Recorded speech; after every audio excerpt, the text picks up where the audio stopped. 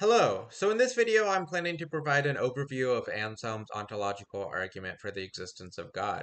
So to start, I plan to go through some background distinctions and terms that I think will be helpful for walking through the argument itself.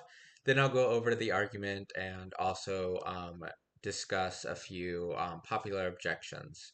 So let's start by sort of laying out the notion of an ontological argument in general. So it would be helpful, I think, to make sense of this by contrasting it with other types of arguments for God's existence. So to start, we have what are typically called cosmological arguments, and these argue that God's existence is required to explain certain basic facts about our universe. So, for example, one might notice that, well, we have certain things in our universe which cause other things to happen. We could trace any causal series back through time. That is, we could look at any event or object that causes something else to happen and ask what caused that to happen. That is, what was the cause of that cause? And we could keep going back and back and back. And eventually, one might think that for one reason or another, we have to think there's some first cause. This can't go back infinitely. Um, and various authors have thought that, well, if there is such a first cause, this could be identified with God. So that's one sort of way of going. And it's worth saying, it should be stressed here that cosmological arguments don't have to focus on causation. There can be other reasons that one might try to motivate a similar sort of argument. The basic idea, though, with this argument type is that we're looking at something in the world. And the proponent of the argument suggests that, look, to really explain that, we need to appeal to God's existence. Now, arguments from design, in some way, are rather similar to cosmological arguments. Like cosmological arguments, we're looking out at the world, we're saying, hey, look, there's something that we need to appeal to God's existence in order to explain. But arguments from design typically appeal to something more than God's mere existence in order to explain the things that they think need to be explained. More specifically, these sort of arguments typically argue that, well, we need to appeal to God's activity as a designer in order to explain these things. So one popular example of this is a lot of authors throughout history have thought that organisms in nature and perhaps their organs as well seem to have specific purposes. We can't really explain how they got these purposes if not for the fact that they were designed in that sort of way. And this really this is really something we can only make sense of if we posit that they had a designer.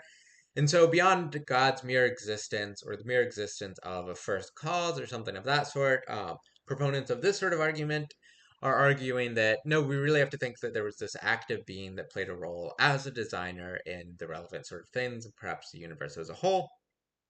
So that's how those types of arguments tend to differ from cosmological arguments. That said, we can contrast both of these in a significant way to ontological arguments. Whereas, as I just said, both cosmological arguments and arguments from design, first and foremost, appeal to something out there in the world that they then say, well, we need to also appeal to God in order to explain that, whether through God's existence alone or God's activity as a designer or something in between. Ontological arguments instead focus on the idea of God and say that, look, there's something about that idea alone from which it follows that God must exist. And so it's not as though we have to go out and appeal to these things that we've discovered in the world that we then might think, well, we could only explain those by appealing to God as well. Instead, something about our reflection on the idea of God, if carried out in the right sort of way, should lead us to the conclusion that God really must exist. And lastly, it's maybe worth saying here that another popular type of argument for God's existence is a moral argument. And in contrast to the first three, these sort of arguments might not appeal at all to God as something that's required to explain or make sense of something in general. Instead, it might be the case that all they say is that, well, if we're committed to morality in the right sort of way, then we should be committed to God's existence as well. Okay, so those are a few different types of popular arguments for God's existence. It is worth saying here, I think, that The distinction between these types is not always clear, and there might be points at which it breaks down, especially on certain versions of any of these arguments. But this roughly provides a picture of how these distinctions are typically made in the literature. So I think it's worth having this so just to have it make it clear what an ontological argument is typically taken to mean. So that's what we'll have in mind going through our discussion of Anselm's ontological argument in particular. So another thing that I think will be helpful to have as background here is the distinction between something that is a priori and something that is a posteriori. So something that's a priori is taken to be something that's known independently of experience, that is, through reason alone. So here are some examples of that.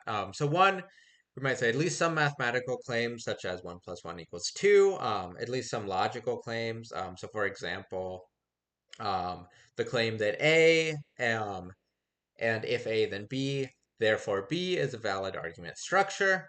Claims that are true by definition. So for example, all bachelors are unmarried. And perhaps even very basic metaphysical principles. So for example, that no contradiction can be true.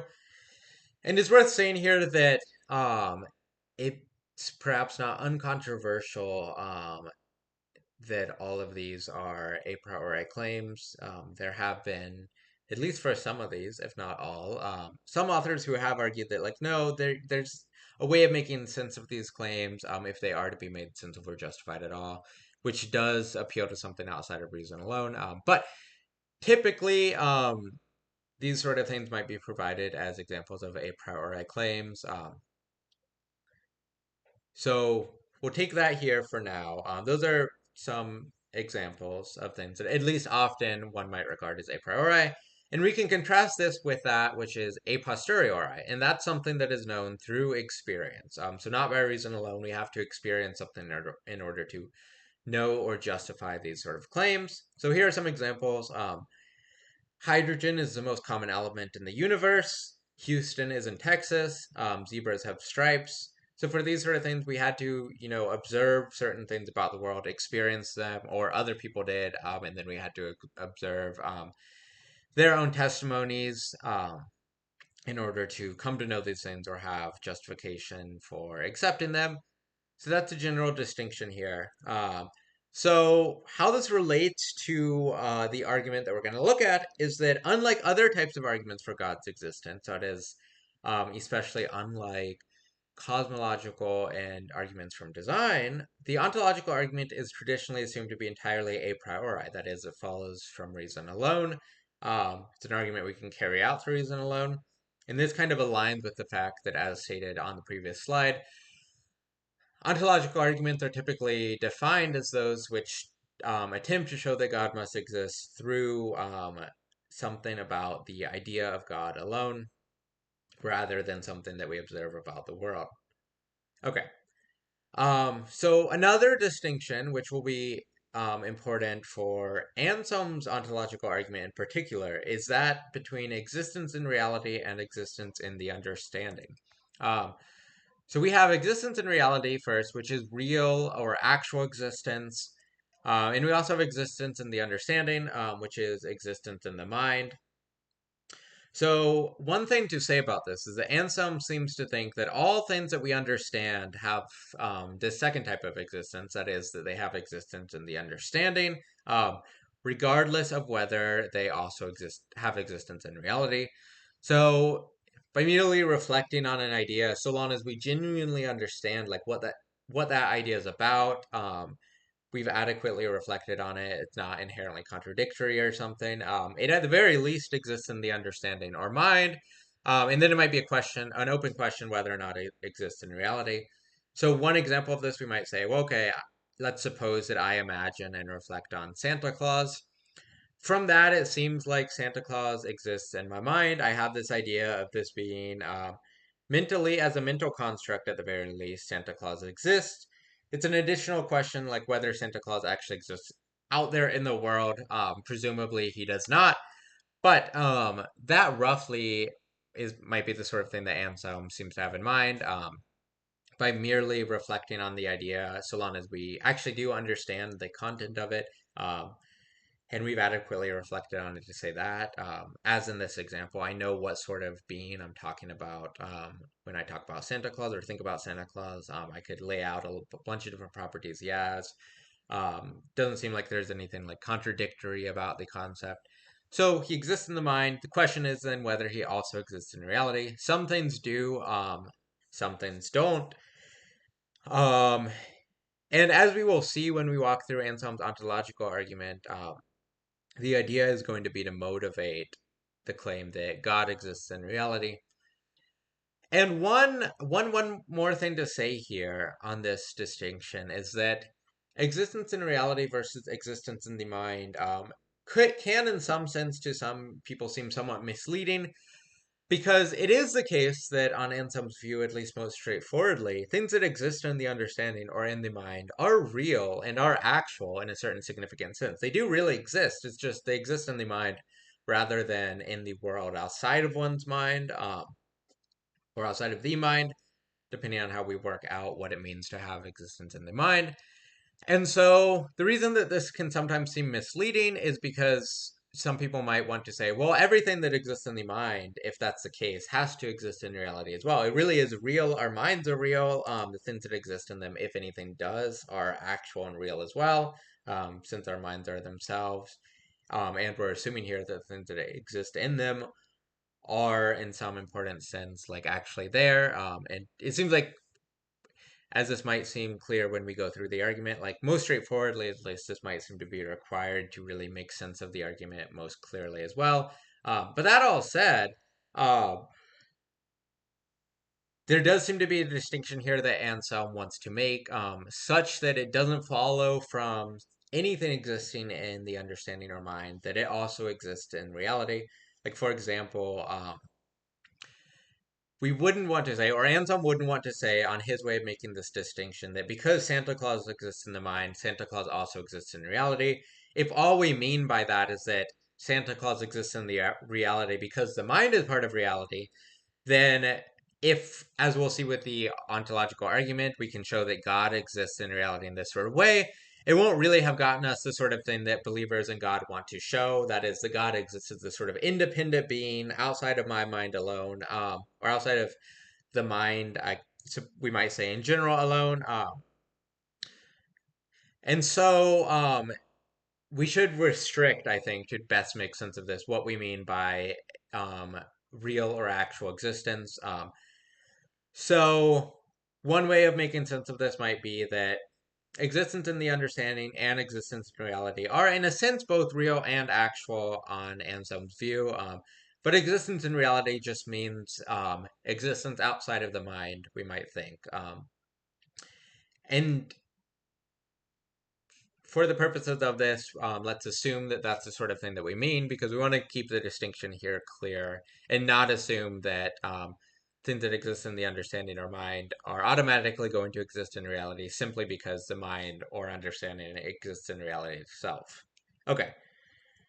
Um, so, based on the notion of existence in the understanding, Anselm thinks that anyone who understands the idea of God, similar to what I said about Santa Claus, must accept that God, at the very least, exists in the understanding, regardless of whether they accept that God also exists in reality.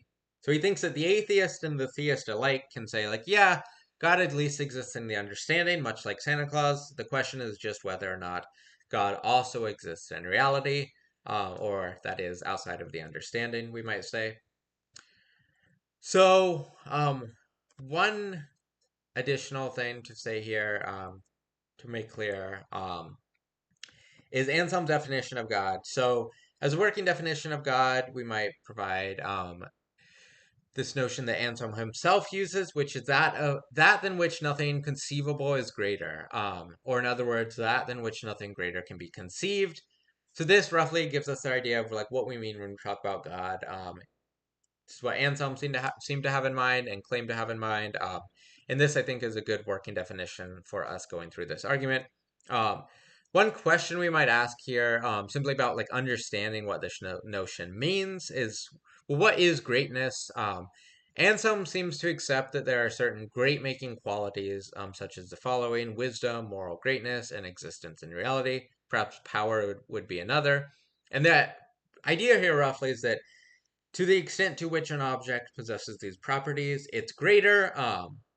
An object that, all else being equal, possesses these properties would be greater than an object that, all else being equal, does not. We might hold fixed here that they share all other properties. So the only thing differing between them is whether or not one possesses the great making quality while the other does not. And we also might say that if two objects possess a great making quality, then all else being equal, again, maybe holding fixed that all other properties are held equally between these two objects to the same degree. If that's the case, then it might also be taken to be true that if one of those objects instantiates a great making quality to a higher degree, while the other instantiates the same great making quality to a lower degree, and again, all else being equal, all their other properties being the same, shared to the same degree, the object that instantiates the great making quality to the higher degree is greater. And so that's roughly the idea here, how it works. Now, there might be some questions to ask, perhaps great questions to ask, but like, well, why should we really grant that the instantiation of these properties makes something greater? For the purposes of this video, I want to just say, like, well, it seems as though many people have had this sort of intuitive sense of what that means. And we might have doubts about that. I plan to likely cover this in a future video. But let's just kind of set this on the table, set it to the side after this, and realize like this is the sort of thing Anselm had in mind. We may push back on this, but I plan to set this aside for the rest of this video here. Okay, so a lot of background sort of needed to situate this argument, but we've gotten all of the important things I think on the table here. So I want to walk through the argument, but I'm going to start with a much simpler version of the argument than what I think is like Anselm's actual argument stated. And the simple version of the argument I think is useful to go through for two main reasons. So let's get it on the table and then I'll say what those are. So premise one, God is a being with all perfections. Premise two, existence is a perfection. Therefore, from one and two, God must exist. Okay. Rough idea here. Yeah, God by definition, that might be taken to motivate premise one. Um, God by definition is a perfect being, something than which nothing greater can be conceived, as we saw with Anselm's own definition, perfect being. And so from that, it follows that God has all perfections. Okay, definitional claim. Premise two, existence is a perfection. That might be motivated by sort of intuitive sense, again, of like what a great making quality might be. Might be the case that if we imagine God and we imagine God not to exist, we could say like, well, okay, seems like existence would be even greater for that being to possess, or at least the being itself would be greater if it possessed it. So therefore, from one and two, God must exist. So that is the simple version of the argument. And the two reasons I think it's helpful to go through this, even though, as we'll see in a minute, I don't think that this is actually the argument that Anselm had in mind. I think that it's helpful on the one hand because it does sort of provide a first step to understanding at least part of the intuitive idea behind the argument in general. The basic idea being that, okay, we have this notion of a perfect being or something, or a being than which nothing greater can be conceived. And we also have this idea of certain qualities, existence in one form or another, or simply existence, making something more perfect. And we combine those in some way to try to draw out the conclusion that, okay, the being that has all perfections really must exist. In a more complicated way, something along these lines is very much going to be what goes on in Anselm's argument. So I do think it's helpful kind of to get this on the table first, because some of the stuff at work here might seem a bit counterintuitive and weird at first. In my experience, most students who hear about this for the first time do very much have that reaction. And perhaps even more so when we get involved in the, as we'll see in a moment, more technical argument that I take it is Anselm's own argument, or at least closer to his actual argument. So I think that it might be helpful to kind of work up to that by first stepping through a more basic argument. Another thing that I think, another reason, my second reason that I think it's helpful to get this argument, the simple version of the argument on the table first, is that um, this argument, I think, faces certain difficulties, faces some really popular objections that are often made to Anselm's ontological argument, or to ontological arguments in general, that I think properly worked out, Anselm's own argument might avoid. And in general might seem to be a more respectable argument than the simple version here.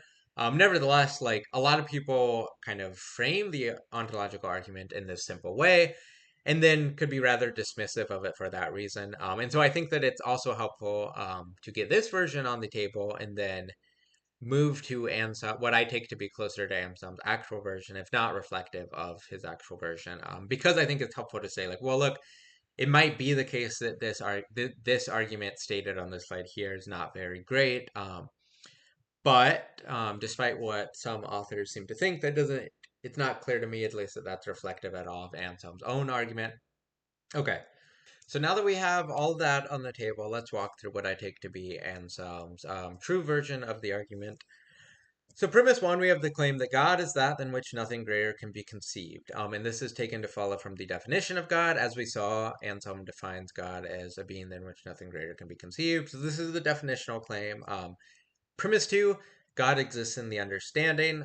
As we saw, Anselm thinks that anything that one understands, the notion or concept of, exists in the understanding, whether it exists in reality or not. So this, he thinks, follows the atheist and theist can admit, he thinks, from us merely reflecting on the idea or notion or concept of God and understanding what that means, regardless of whether we think or yet think that a being that falls under that concept or definition or notion also exists in reality.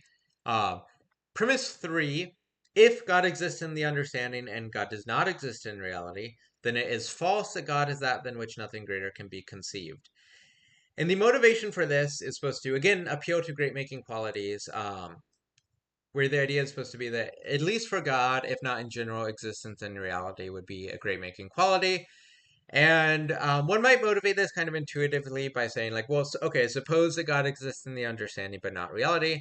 Seems like God would then be limited in some significant way. God would be limited, that is, restricted to the understanding or mind.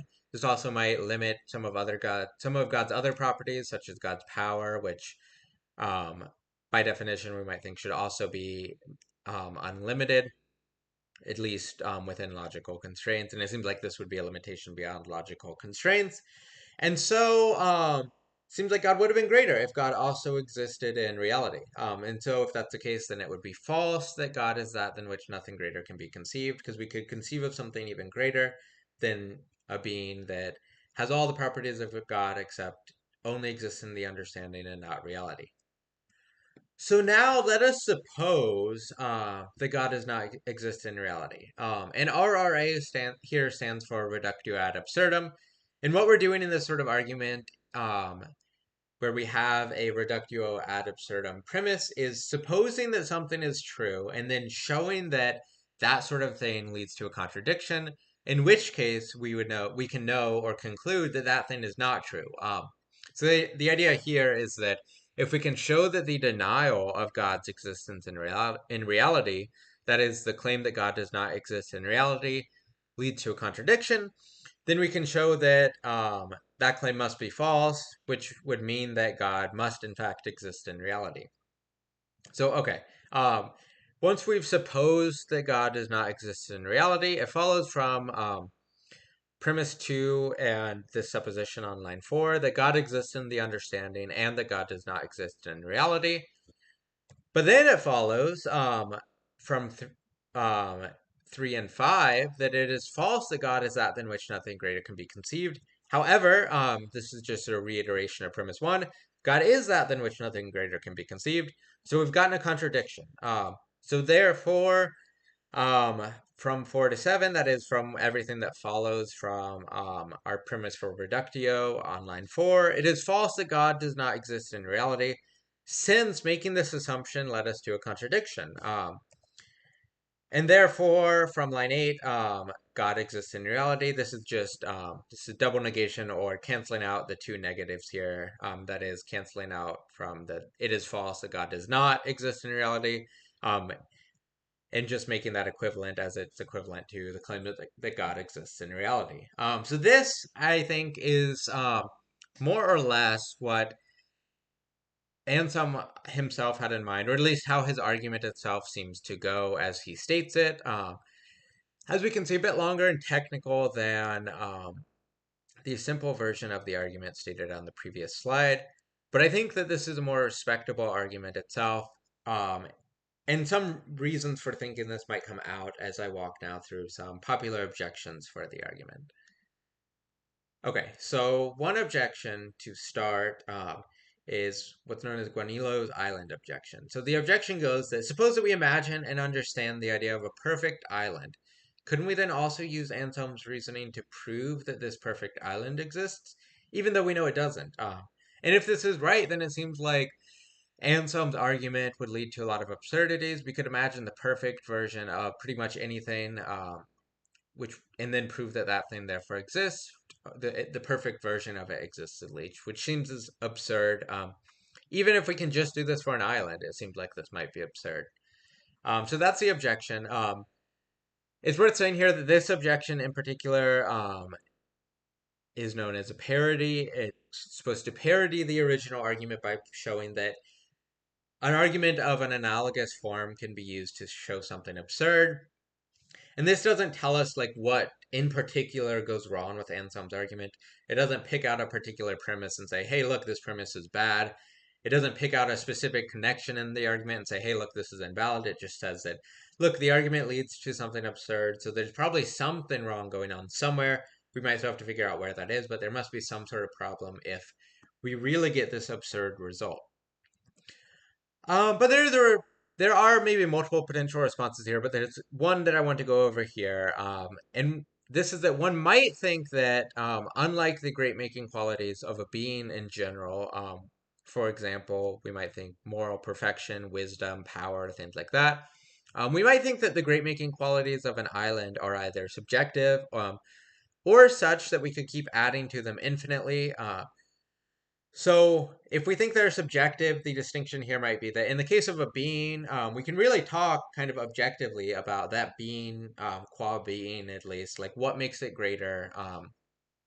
That it's really true about the being itself, that if it has more power or wisdom or moral perfection, it's a greater being.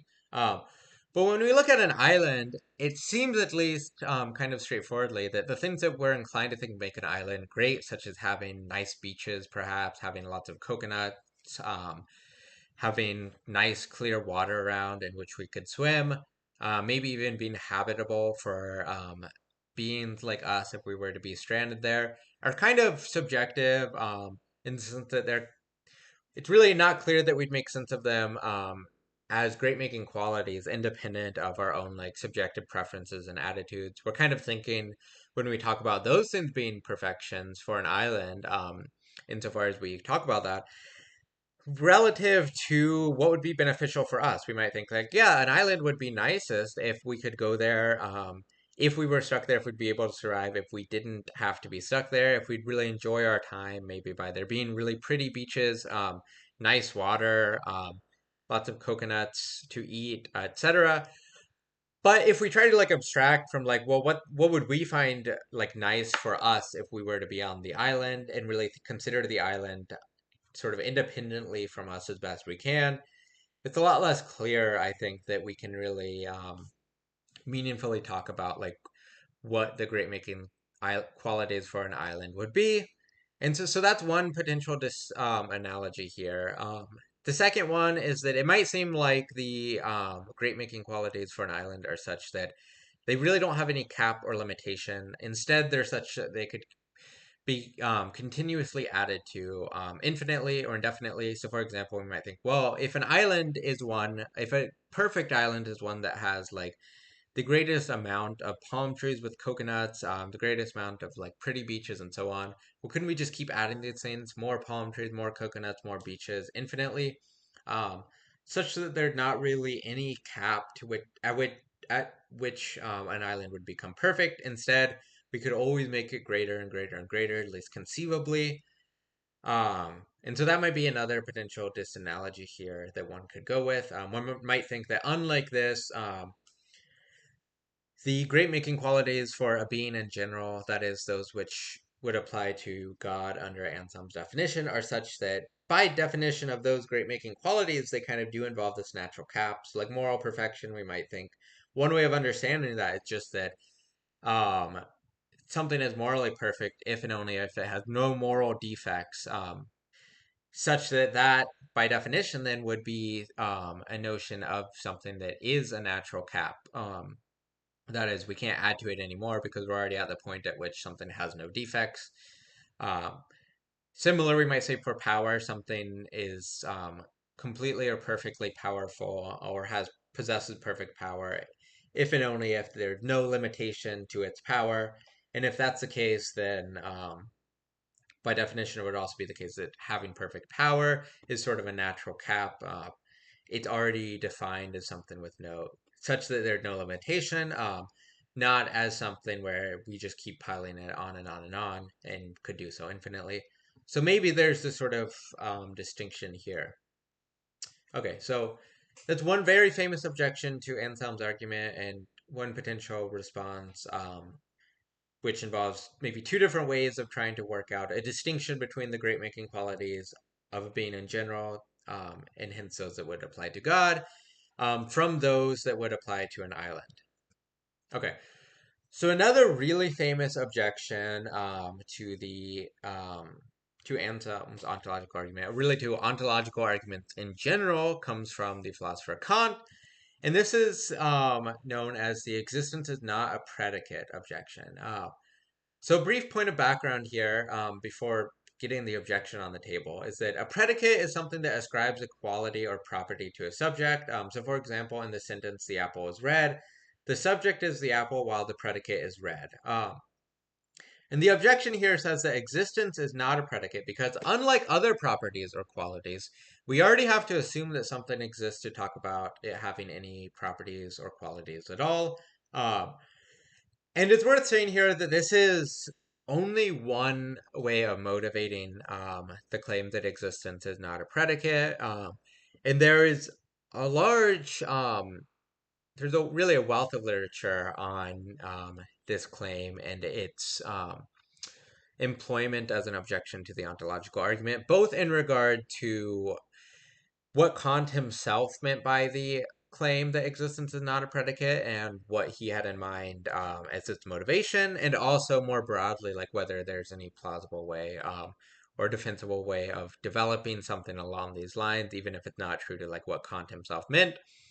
And so in the future, I plan to do a video on this topic in particular, going through a variety of different motivations for this objection.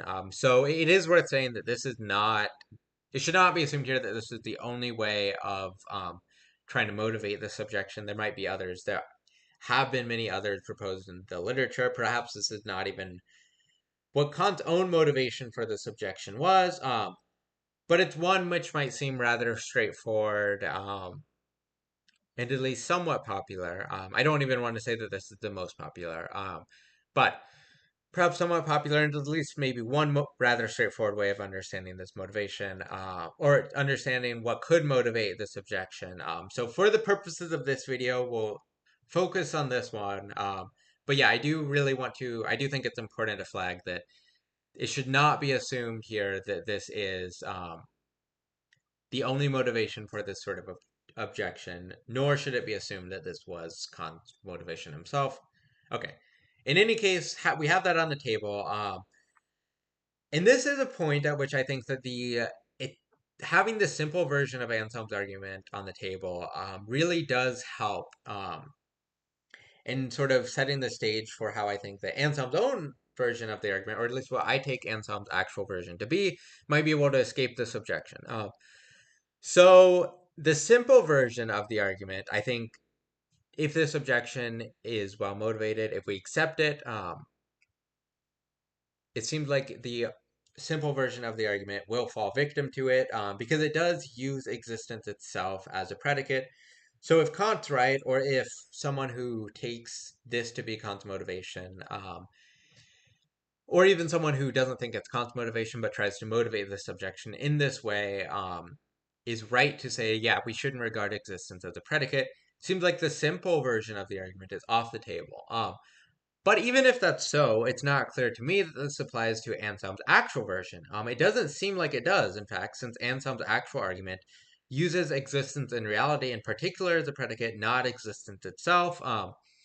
So we might say that, well, okay, let's assume that the objector here is correct. To ascribe a predicate to anything, we already have to assume that it exists.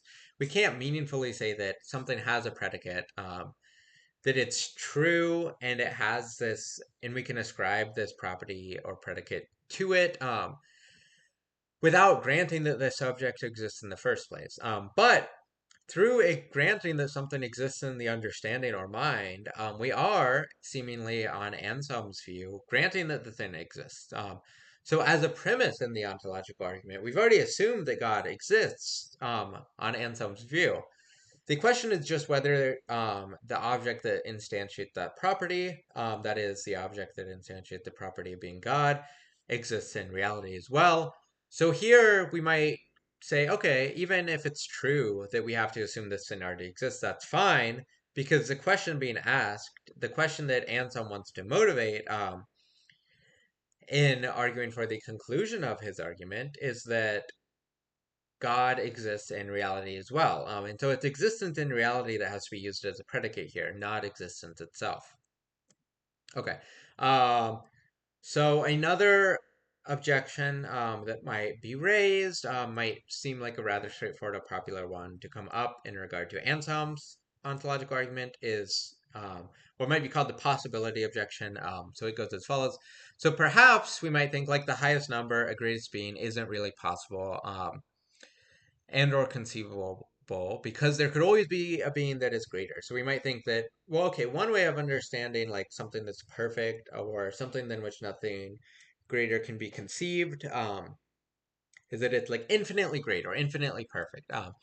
But that might seem problematic because we have, for example, infinities in mathematics where we have infinitely many numbers, and we could keep going up and up and up and up and up. There's never a limit, there's never a cap. So what if the greatest being is really like that, or in some sense like the great making qualities for being are like that, such that we could always add to them, and the greatest being itself or perfect being itself isn't really possible or conceivable because there's never a limit at which we get to like that maximum point.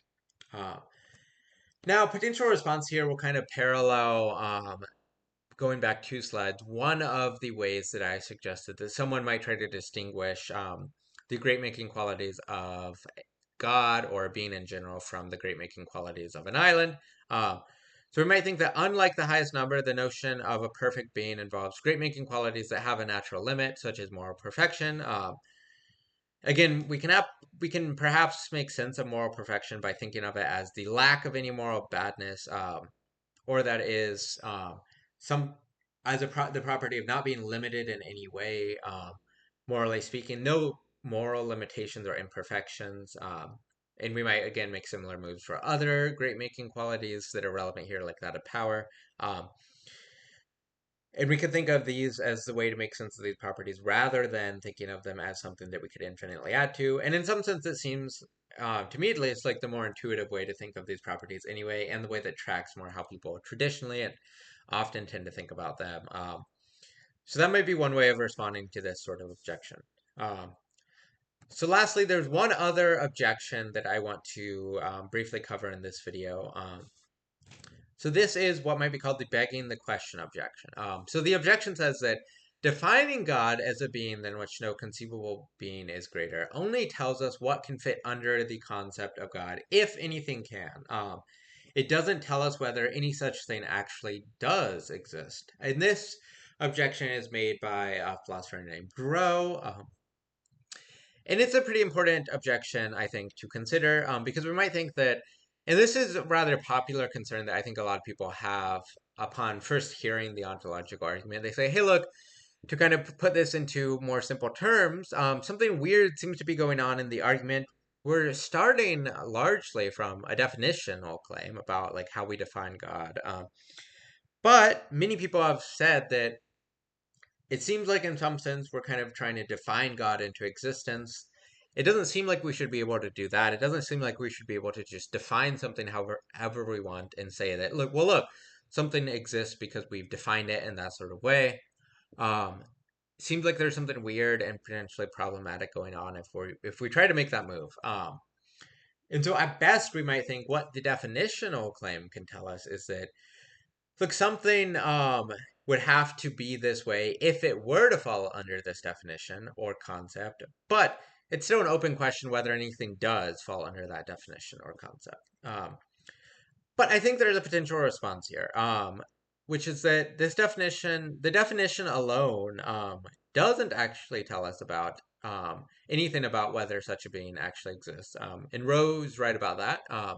But Anselm's argument doesn't depend on this. Again, I think that as I have it stated farther back, the simple version of the argument might, but Anselm's own version, or at least what I take to be Anselm's version once it's fully laid out, seems to get around this. And this is because the argument is not saying, like, well, look, we have this definition from that alone, maybe that combined with certain assumptions about great making qualities, we can show that God exists. We also have the premise that there really is an object or being that falls under that definition that exists within the mind or understanding. And then when we combine those three claims, we can show that God must in fact exist in reality as well. But we are assuming as a premise that something really does fall under that definition or concept, namely it's something in the understanding or mind. And Anselm thinks that, again, both the theist and the atheist can grant this. At least he wants to say that. And so we're not trying to move from definition alone or definition alone combined with some assumptions about great making qualities to a claim about something really existing that falls under that definition. Instead, we're trying to move from a claim about definition alone combined with a claim about great making qualities, combined with a claim about there really being something that falls under this definition in the understanding or mind, to a claim that, okay, something that falls under this definition must exist in reality as well. And so that I think is the idea behind Anselm's argument. I think properly understood in that sort of way, it's not clear that this objection applies. But again, I think it's really helpful to discuss because it's definitely a very popular objection to come up, and one that I think does probably successfully attack certain versions of the ontological argument, other than what I take to be Anselm's true version. So again, I think helpful to discuss this here. Okay, so that brings me to the end of everything I wanted to cover in this video. I hope that this has been helpful.